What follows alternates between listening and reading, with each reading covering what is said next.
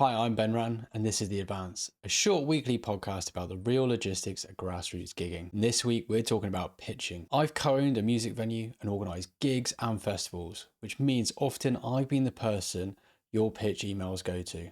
And I'll be honest with you, most of them suck and can get deleted in under 10 seconds. Not because the music's bad, usually never get as far as the music. They get deleted because what's in the email, or more often, what isn't. So in this video, I'm going to show you what actually happens on the other side of that inbox, the mistakes that get your pitches binned, and the exact structure that gets replies. By the end, you'll be able to write a pitch tonight that a booker will actually read. So here's the thing that no one really tells you. When a booker opens your email, they're not asking, is this band any good? They're asking, is this band a risk? A venue booking a band is taking a bet. Will people turn up? Will the night run smoothly? Will this band answer emails, send the right information, arrive on time, and not create problems at soundcheck? I've booked bands that are musically average and had a great night because they brought a crowd, they were easy to work with, and I've had brilliant musicians that I'll never book again because working with them was a complete and utter nightmare. Every booker is scanning your pitch for key things. Who you are in one line, what you sound like with a link I can click right now. Can you bring people through the door? And will you be easy to work with? That last one is the secret. Venues often don't book talent, they book certainty. The band that looks organised in the email is the band that looks organised on show night, and bookers know it. Right, the delete pile. 5 things, and I've seen them all again and again. First, the novel. If your pitch needs scrolling, it's already lost. Bookers are reading these things between a delivery, a broken tap, a sound check. 150 to 300 words, that's all you need. Second, no links or the wrong links. If you have to go searching for the music, most people won't. And don't attach files. No one's downloading a 40 gig EPK on their phone behind the bar. 3 is the shotgun email. Dear venue.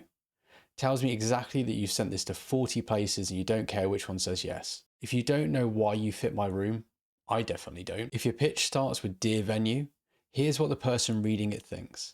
This band has emailed every venue within a 50 miles and hasn't looked at a single one of them. I can tell within this one line that you've never stood in our venue. The bands that get booked say things like, we saw the Cut play back in your room in March and our crowd is the same crowd. That sentence does more in 3 paragraphs about all of your influences. 4, hype, but with no evidence. The best live band in the area means nothing. A 30-second live clip of a busy room from a mobile phone means everything. 5, follow up and the extremes. Half the bands never follow up at all. The other half email on day 2, day 3, day 4. And both lose. There's a middle ground and I'll give you that exact timing in a minute. So here's the structure that works. 8 parts and the whole thing fits on a phone screen. Subject line, clear and specific. Indie 4-piece available for venue name, Fridays in September. Not booking inquiry and definitely not check us out. Greeting, a name. It's on the website or the venue socials. 30 seconds of looking. It's the cheapest professionalism you'll ever buy. 1 line, who you are, genre, where you're from, and what the show feels like. 1 line on why them, which is the line that will get you booked because it's the line that no one else is writing. Links to your best track, 1 live video, your EPK, 3 links, no attachments. Availability, actual dates or a window. Whenever suits makes too much work for them. To ask, 1 clear question. Do you have support slots in October?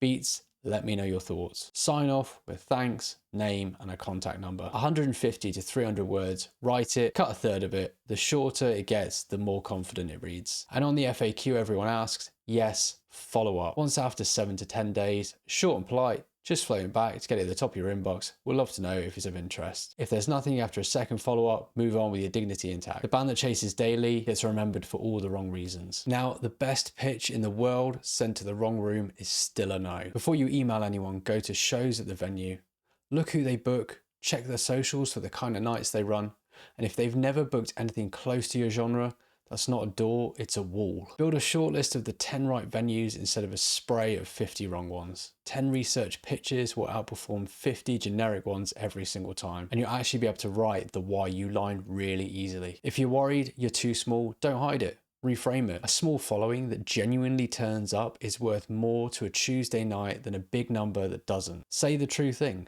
We're building locally, our last 2 shows brought 40 people, and our crowd drinks. That's a pitch a booker can say yes to immediately. So one last thing, and it's the thing that most bands skip. Everything in that pitch, the EPK, the live video, the rider, the tech spec, gig history, has to exist and be findable before you hit send.